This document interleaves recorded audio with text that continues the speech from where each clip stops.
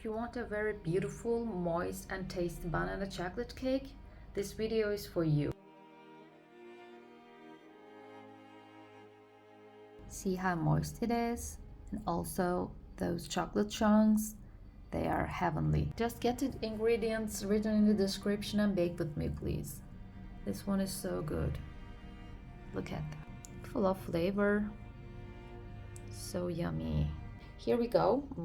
We'll have 2 medium-sized eggs at room temperature.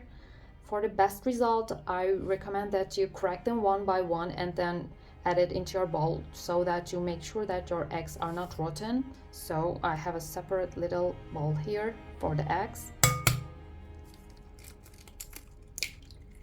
Yes, this one is nice, so just add it to the bowl. First we will whisk the eggs. You don't need a stand mixer for this, you can just use your regular whisk. And the second egg, I love it. I made it a couple of times and everyone who tried this just loved it. I hope you make it as well. And this one goes as well. And now it's time to whisk the eggs. Not vigorously, just until they come together. A few more seconds and we'll be ready. Yes, and now I will add 110 grams of melted butter, warm. Here we go. If your butter is hot, just pour it very slowly, but mine has been sitting for a while, so it's not hot. If it's very hot, it will cook your eggs and you will have an omelette instead, which we doesn't want. Now we will add 1 tablespoon, which is around 15 milliliters of molasses. If you don't have molasses, you can use brown sugar instead, sorry. I will mention it when it's time to add the sugar. Hopefully I'll remember. And here we have 1 tablespoon of instant coffee dissolved in 2 tablespoons of hot water. You will not taste the coffee at all. Most of the times in the recipes with chocolate, coffee is used to bring out the chocolate flavor more. See how easy is it? So it's time to add the sugar. 80 grams of sugar. If you don't have molasses, you can use around 100 grams of sugar. Whisk it just until it's combined for a few seconds more. Surprisingly, you don't need to whisk this until the sugar is completely dissolved. I was skeptical at first, thought that the cake batter will not rise, but it does greatly. Now it's time to add mashed bananas. Here I have the bananas. I'll mash it a little bit more for you to see if they are ripe, so you smash them easily. 500 grams of mashed bananas. Just add them in. You can use also 400 grams of bananas. This amount is without the peel, of course. With the peels, you might need around 900 grams of bananas maybe. Okay, now it's time to whisk. Just until combined. This will be so good, just trust me. If you love banana and chocolate, you will love this. We're almost done, and now I will add the dry ingredients. We will use we will sift them, of course. That's what I tried to mean. We have 30 grams of cocoa powder.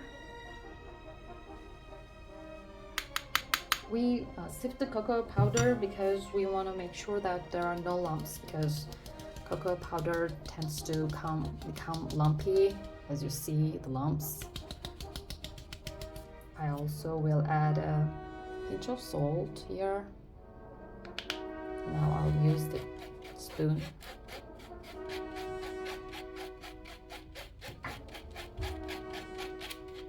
And I have 1 teaspoon of, which is 5 milliliters, a teaspoon of baking powder, a teaspoon of bicarbonate of soda, and a teaspoon of cinnamon, ground cinnamon. Cinnamon is totally optional. You might use around 1 tablespoon of vanilla extract maybe if you like, or you can omit them at all because the banana smells so good that you don't need to add spices or any, flavorings. But I love the taste of cinnamon, which is, well, I don't think that you will taste it distinctly in this, but I just love to know that there is cinnamon in there to help out the flavor. Especially during cold days, I tend to go with cinnamony desserts more. I love the warmth of cinnamon. It's almost done. Yes. Now I will add, after this, I will add 200 grams of all-purpose flour. Excuse my anxiety and excitement, sorry. This is a very forgiving recipe. As you can see, we don't need to make any steps in a perfect way. We can little have lumps here, which is fine. Now it's time to add the flour. The flour goes in. Sorry, there's some left at the bottom. Yes, got it. Sift, sift, sift.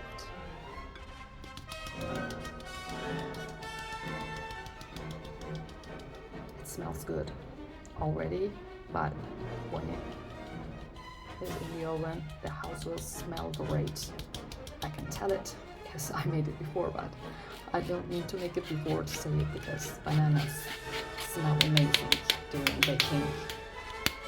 Okay, this one is done. Now it's time to whisk. We don't need to whisk it in a perfect way to see that the batter is completely smooth. First of all, it won't be completely smooth because there are banana chunks in there, but when the flour is mostly mixed in, it will be fine. Now I will pause for a few seconds to turn on the oven to 180 degrees because we need a preheated oven. I'll be back.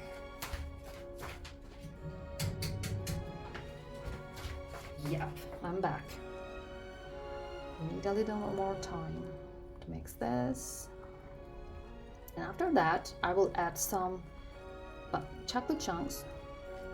You can use chocolate chips as well, but I love to use chocolate chunks. I chop them up to my liking, which is in bigger or smaller pieces to give a better texture. When you bite into the banana bread, you just come across those little pulps of chocolate. See, it is mixed. It is nearly done, and it is already 9 minutes, and we're mostly done. Now add the chocolate. I have 100 grams of milk chocolate here. You can use a mixture of milk and dark chocolate. My friends mostly love milk chocolate, but I love dark chocolate. But I will serve this to my friends, so this time I'm using milk chocolate. I already lined my loaf pan with baking paper. It is 25, 10, and 6 centimeters in diameter. I'll try to write it detailed in the description. Yeah, it's done. We are done. So I will bring the baking pan.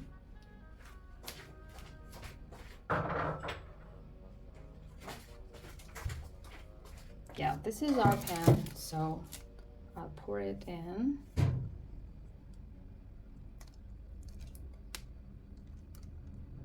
You see the texture, how runny it is or not runny it is. We are aiming for this, but if yours seem to be too loose, you can use a little more flour. Just add around 2 tablespoons at a time and whisk. Or if it's too stiff, you might add maybe milk. If you have tablespoons of milk at a time. the banana chunks in there. You can add around maybe half a cup of chopped nuts, hazelnuts. You can use cashews or pistachios or pecans, walnuts, whatever you like. They go great as well. And I have to mention that this is a recipe of, I think, Alexander Dudley, which I will mention in the description after I upload the video. So we're almost done. Now I will garnish the cake with another banana, because why not, right? Yes, and the rest is for me to enjoy. I think I got most of the batter. I have a big banana here. Let me see if it will fit in. Yeah, here it is. It is very ripe. But the bananas I used to mash for the cake were a little bit riper. So just peel your banana. Now I have to put it on the table just for now before I clean the table. And yes, I'm going to cut it in half and press it into the cake batter.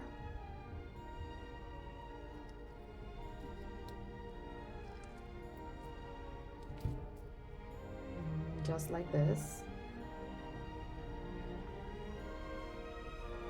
Yep, it looks good. And I will sprinkle a tablespoon of sugar because I love the crust it forms during baking. This is of course totally optional.